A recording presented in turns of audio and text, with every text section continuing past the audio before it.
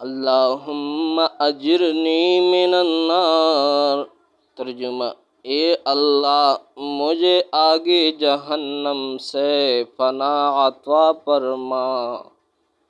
فائدہ: فجر اور مغرب کی نماز کے بعد 7 مرتبہ ان کلمات کا کہنے والا اس دن اگر مر جائے تو جہنم سے بری ہو جائے گا۔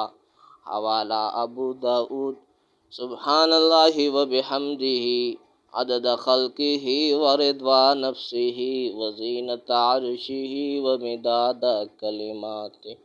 ترجمہ: پاک ہے اللہ کی ذات اور اسی کے لیے ساری تعریف ہے، اس کی مخلوق کی تعداد کے برابر، اس کی ذات کی خوشنودی کے برابر، اس کے عرش کے وزن کے برابر اور اس کے کلمات یعنی صفات کی سیاہی کے برابر۔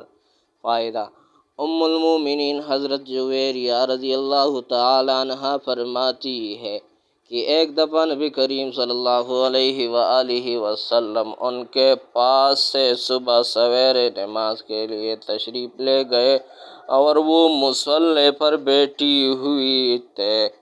پھر سورج کے نکلنے اور روشن ہو جانے کے بعد تشریف لائے تو دیکھا کہ میں ابھی تک مصلی پر بیٹھی ہوئی ہوں۔ آپ صلی اللہ علیہ وآلہ وسلم نے فرمایا تم ابھی تک اسی طرح بیٹھی ہوئے ہو؟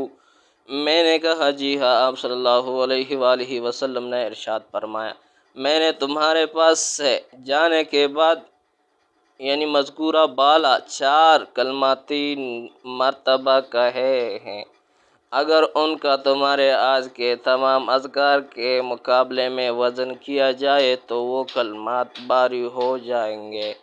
حوالہ مسلم۔